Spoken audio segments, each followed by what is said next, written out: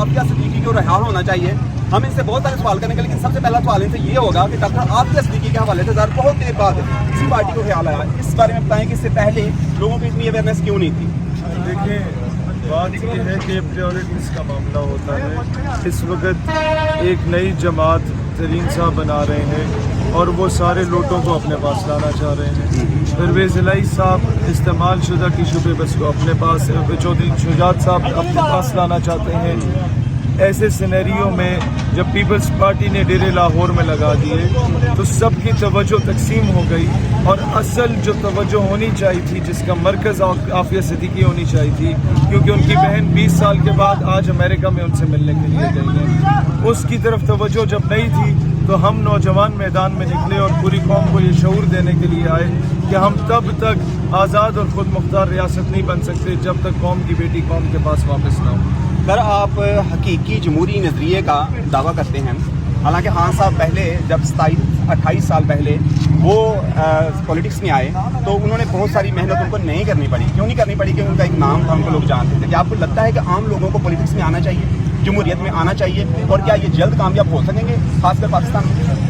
سر بالکل کامیاب ہو سکتے ہیں. شیخ رشید عام آدمی تھا, سراج الحق عام آدمی تھا, طاہر القادری عام آدمی تھا, خواجہ سعد رفیق عام آدمی تھا, احسن اقبال عام آدمی تھا, قمر زمان طاہرہ عام آدمی تھا, خورشید شاہ عام آدمی تھا. ان میں سے کوئی بھی موروثی سیاستدان میرے خیال میں نہیں ہے, ایک اچھا ہو. تو یہ سارے زیرو سے سٹارٹ ہو کے اسٹوڈنٹ پالیٹکس سے سٹارٹ ہو کے آئے تھے. تو اسٹوڈنٹ پالیٹکس سے جو لوگ آتے ہیں وہ کم از کم مار نہیں کھاتے, وہ اپنی شناخت بناتے ہیں ہر سیاسی بات. سر, ایک اور سوال آپ سے پاکستان آرمی کے حوالے سے ہے کہ پاکستان آرمی کی تنصیبات پر حملے کیے گئے, بہت سارے لوگوں نے اس کی مذمت نہیں کی, خاص کر خان صاحب نے بہت دیر سے اس کی مذمت کی. اس حوالے سے بتائیں, اور پاک آرمی کی محبت کے بارے میں کچھ بتائیں. لیکن خان صاحب نے مذمت میں جو دیر کی ہے وہ میں نہیں سمجھتا کہ دیر کی ہے. انہوں نے بہت بڑا بلنڈر یہ مارا ہے کہ کارکنان کو سڑک پہ نکلوا کے تنصیبات پہ حملے کروا کے اس کے بعد خود تو مذمت کرائے کہ میرا تو ان سے تعلق نہیں ہے. اب کارکن تو ان کے پیچھے چیف آف آرمی اسٹاف سے بھی لڑنے کو تیار ہے, لیکن وہ جب خود سائڈ پہ ہو جاتے ہیں تو یہی ان میں اور باقی جماعتوں میں فرق نہیں ہوتا کہ یہ غریبوں کے بچے مروا کے واپس آ جاتے ہیں اور اس پر سیاست کرتے ہیں. لہٰذا پاکستان کی سینٹر آف گریوٹی آپ کی آرم فورسز ہیں اور اس کے بعد آپ کے جمہوری اقدار بھی ہیں. آپ نے دیکھنا ہے کہ آپ کا اختلاف فرد واحد سے اس کا نام لے کے تنقید کریں. ہم بھی مشرف پہ کرتے ہیں, ہم نے بھی ایوب پہ کی, ہم نے بھی یحییٰ پہ کی, لیکن ایک فوجی جوان جو سرحد پہ شہادتیں دے رہا ہے, جو چوینڈا کے بارڈر پہ اپنے سینے سے بم باندھ کے ہندوستانی ٹینکوں کے آگے لیٹ جاتا ہے, اس کی اگر آپ شہداء کی تصویروں کی توہین کریں گے تو آپ سے بڑا بغیرت کوئی نہیں ہوگا. اچھا سر, یہ آپ کہہ رہے ہیں کہ ہمیں لوٹے نہیں لینے چاہیے, اچھی بات ہے, جبکہ آج سے پہلے بہت ساری پارٹیز نے ایسا کہا کہ ہم لوٹے نہیں لیں.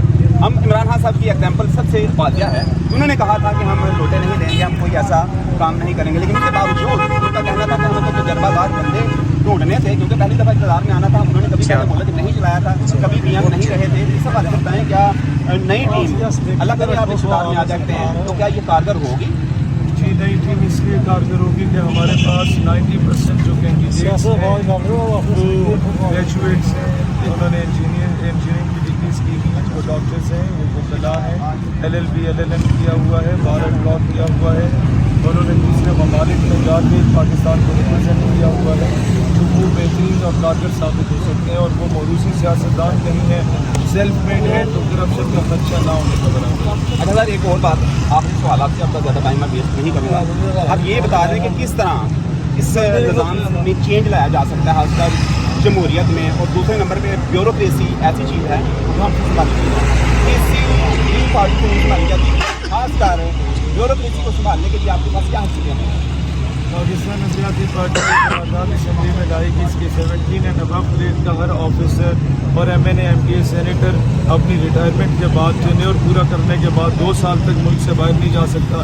پہلے اس کے اثاثے, پھر بیگم کے اثاثے, پھر بچوں کے اثاثے, پھر فرنٹ مین کے اثاثے چیک کیے جائیں گے کہ 1.5 لاکھ تمہاری تنخواہ ہے, گلو کے پٹھوں 2 ارب کے اثاثے کہاں سے آ گئے. جب آپ اس چیز پہ پابند کر دیں گے تو کرپشن ختم ہوگی, پھر ساری چیزیں کنٹرولڈ ہوگی, پھر بیوروکریسی اور پولیس بھی ڈی پولیٹیسائز ہو جائے گی. جی شکریہ سر. شہیر سیالوی صاحب ہمارے ساتھ موجود ہیں, بہت ہی اچھے خیالات کا اظہار کیا. ان کا کہنا ہے کہ حقیقی جمہوری نظریہ ایک طرح سے پوری طرح سے انہوں نے لوگوں کے سامنے رکھا ہے. ہم ان کے نظریے کو فالو کرنا آپ کا کام ہے. آج کی رہائی کے حوالے سے ریلیاں نکالیں گے. جی